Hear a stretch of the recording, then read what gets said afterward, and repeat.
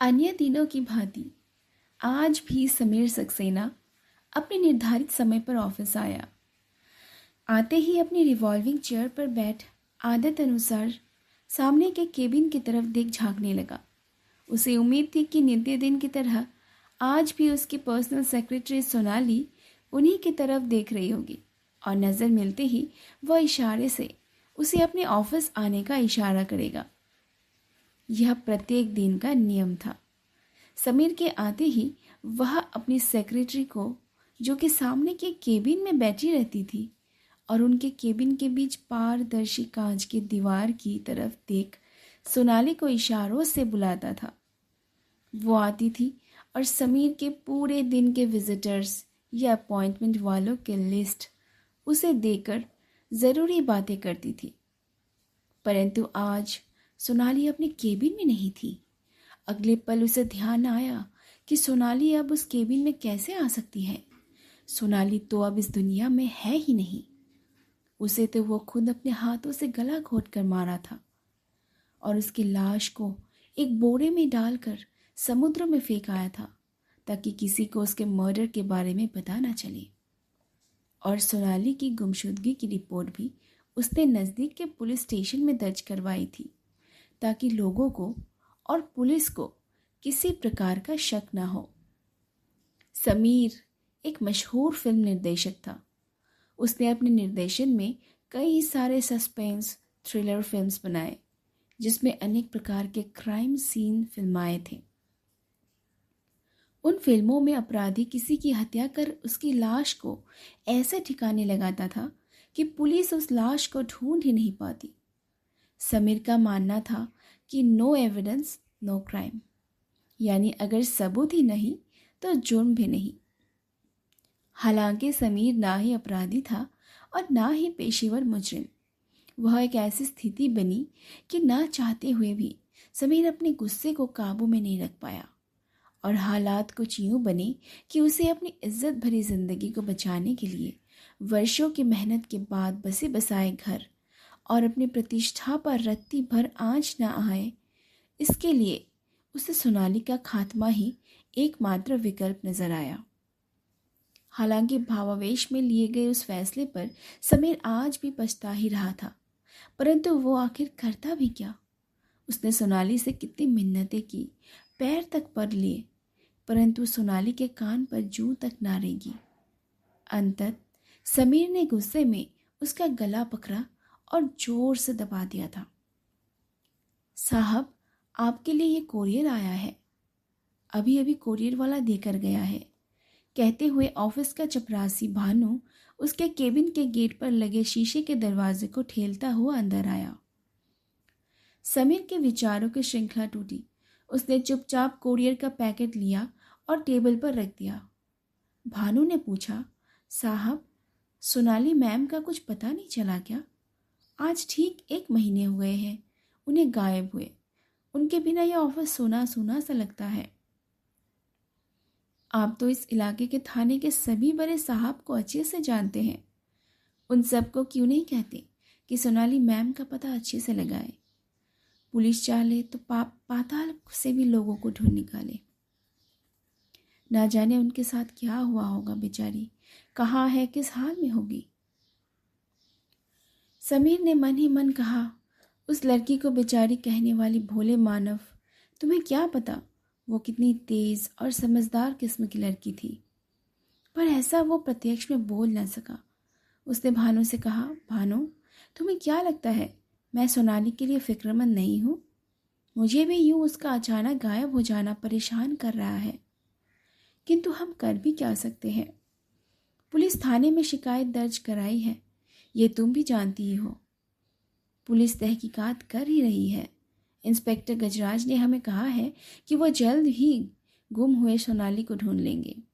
उनकी टीम सोनाली के पैतृक घर कोलकाता भी गई है, ये पता करने कि कहीं सोनाली बिना किसी को बताए चुपचाप कोलकाता तो नहीं चली गई।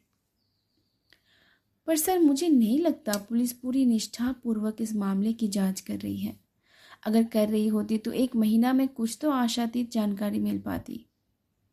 मुझे तो अंदेशा है कि सोनाली मैम को किसी ने मार तो नहीं दिया। नहीं भानु, अगर सोनाली की हत्या हुई होती तो पुलिस को अब तक उसकी लाश बरामद ज़रूर हो गई होती।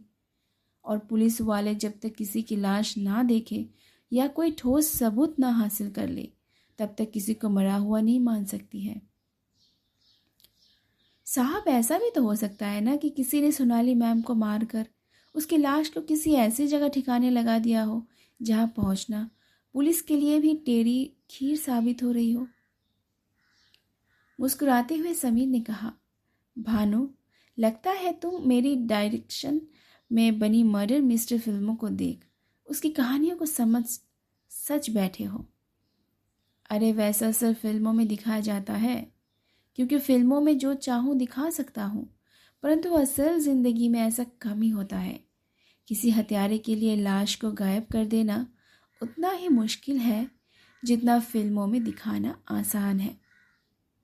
वैसे सोनाली के निजी जिंदगी के बारे में पुलिस पता लगा ही रही है। उनके दुश्मनों का पता लग जाने से पुलिस को कुछ सुराग मिले तो मिले। खैर तुम जाओ, मैं देखता हूँ इस कोरियर के पैकेट में किसने क्या भेजा है। तो अगले भाग में पढ़िए समीर के बारे में।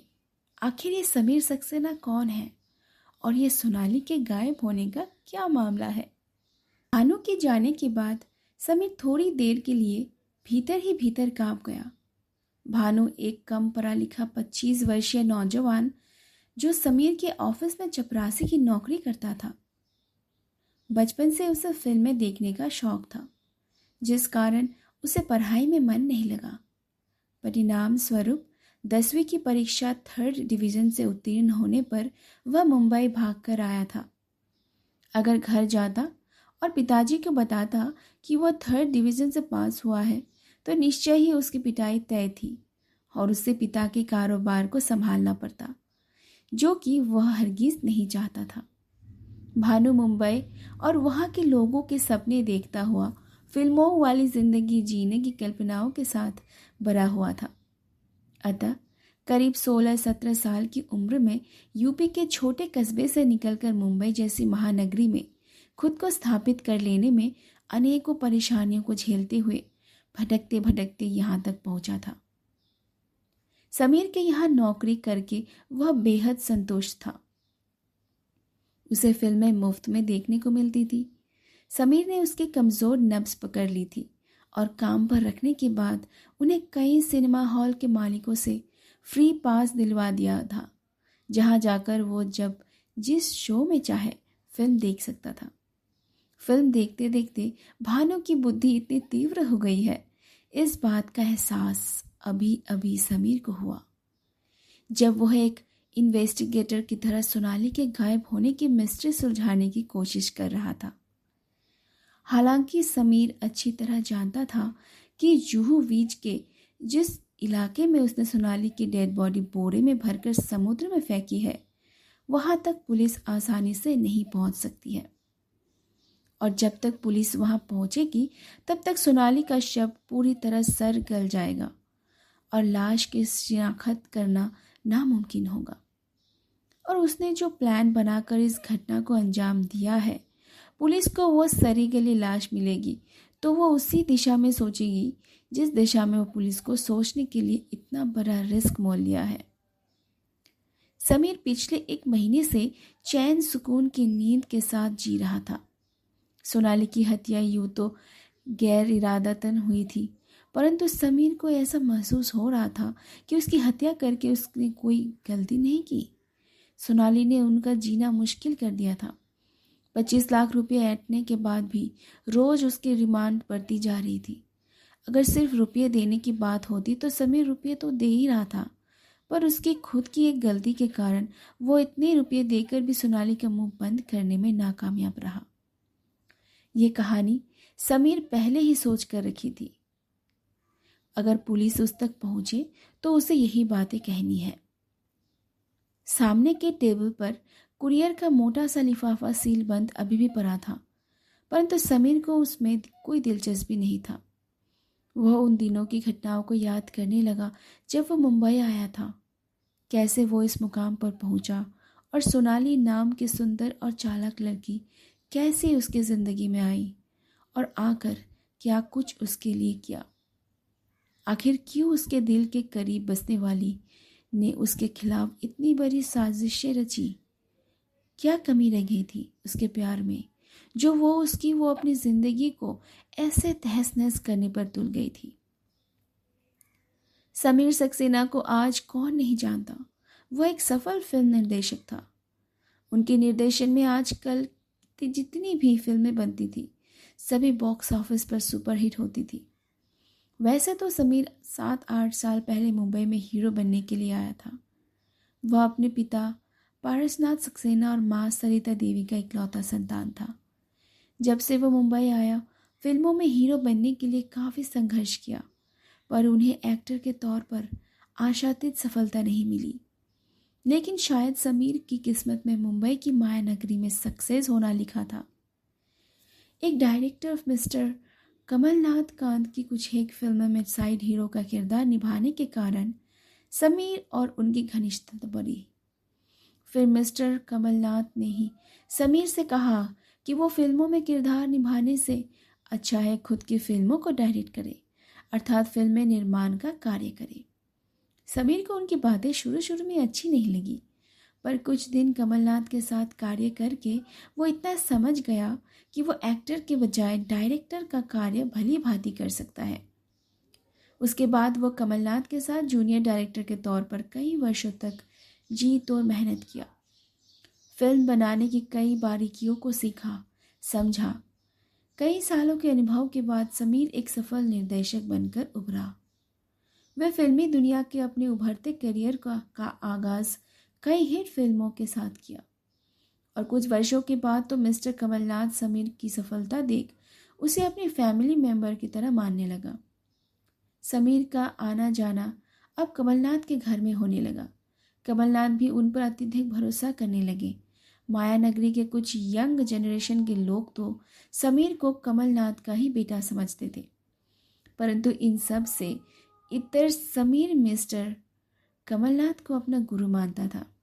वो इस बात को अच्छी तरह जानता था कि अगर कमलनाथ ने उसे डायरेक्टर बनने की सलाह ना दी होती तो वो आज भी मुंबई के इस माया नगरी की गलियों में एक सफल हीरो बनने के लिए संघर्ष ही कर रहा होगा। अब तो आलम ये था कि इसी माया नगरी में समीर ने ना जाने कितने ही नवयुवक को अपने फिल्मों में रोल देकर एक सफल एक्टर बना दिया था, जिसका कैरियर आज बुलंदियों पर है। समय का बदलना शायद इसी को कहते हैं। पहले समीर खुद बड़े बड़े निर्माता निर्देशकों के पास जाकर फिल्मों की रोल मांगता फिरता था। आज समीर के पास नए नए युवकों की लाइन लगी रहती थी। रोज कई लड़के लड़कियां ऑडिशन देने के लिए समीर के बंगले के बाहर इंतजार में रहते थे। समीर की जिंदगी में पहले से ही काफी खुशी थी, होती भी क्यों ना। वो माया नगरी का एक बेहद सफल फिल्म निर्देशक जो था, पर उनकी किस्मत में खुशियों की बरसात उस दिन हुई जब मिस्टर कमलनाथ ने एक दिन उसे अपने घर बुलाया। आगे क्या होता है जानने के लिए सुने भाग 3।